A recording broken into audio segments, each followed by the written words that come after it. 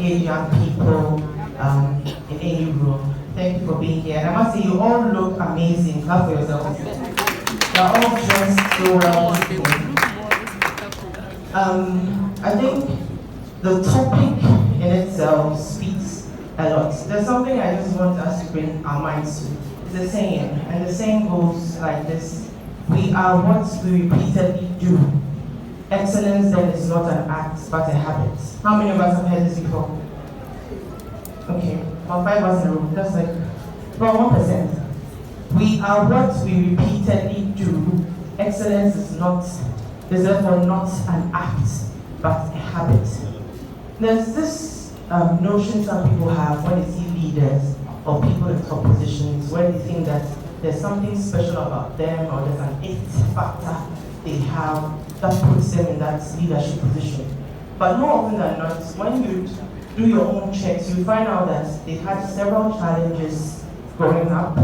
They didn't even have confidence in themselves. They had some sort of inferiority complex. And it took a lot for them to start believing in themselves and seeing that they could actually reach for the stars.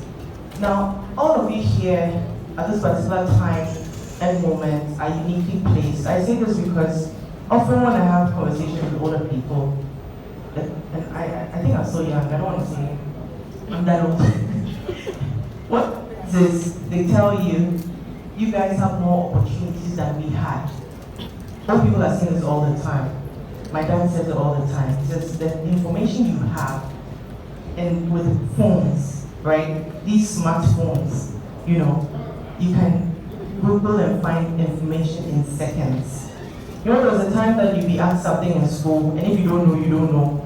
So you get home and you go and ask somebody, or I remember way back, those encyclopedias, pretty big ones, right? But nowadays, people with the smartphones, they can flex. When a girl wants to ask, a girl asks a question, the guys want to flex that they know the answer, they'll quickly Google, and then they are experts on the subject, right? What we need to realize though is that when we want to succeed, it is not a one-time event. It is continuously pursuing those ideals. As you are seated here today, how many of you made a goal on the 1st of January? What was your goal for 2022? Do you remember it? Yes. Now it's literally 70 days to the end of the year. Have you achieved that goal? How many of you have achieved the goal? You have? Show by hand. Help yourself. See, the first line of action is to commit the goal on paper.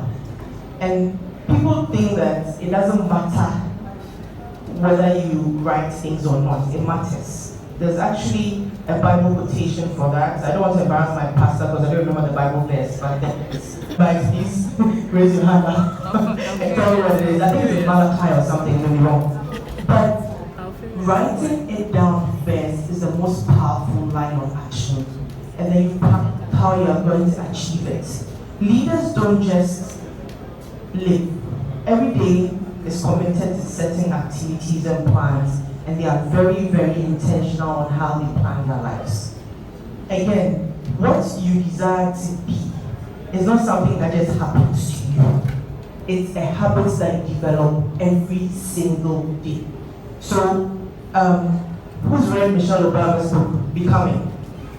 The good book. She literally wakes up by 4:30 a.m. and she starts exercising.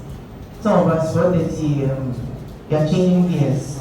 You've now reached the 7th gear of your sleep. You don't see anything. By 5, the alarm goes off, you slap your phone or whatever alarm clock is, you don't wake up. But people in leadership positions know that nobody's going to tell them to wake up. They are carving their lives, they are defining their paths. So you get up and you do. And I'm telling you that today, if you decide that you're going to learn new skills, you're going to become something that you aspire to be, and you commit it, you commit yourself to it. Even if it takes 5 years and you achieve it, you have done it.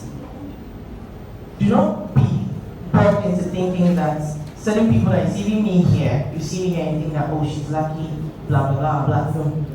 Constantly, I'm reviewing my goals. Constantly, I'm looking at what I can do to improve myself. And it's not easy, because you get distracted easily. See how distracting social media is. How many of you woke up one day and said, oh, I'm going to read a book? And then you went on Instagram, and before you realize, you spent 4 hours on Instagram. I'm the one. It's shocking, isn't it? You'll be there, you see reels, funny videos. Then you, before you realize you're on TikTok, then you are laughing, you are entertained for all solid hours. Meanwhile, the pages you are going on, those people are making money. They are making money off of you. By which time, by 2 o'clock, you are sending somebody a message. Hello, say hi. They say, you know the code, right? The guy says all the time, when the lady says hello, and the next one is, you know there's a request coming.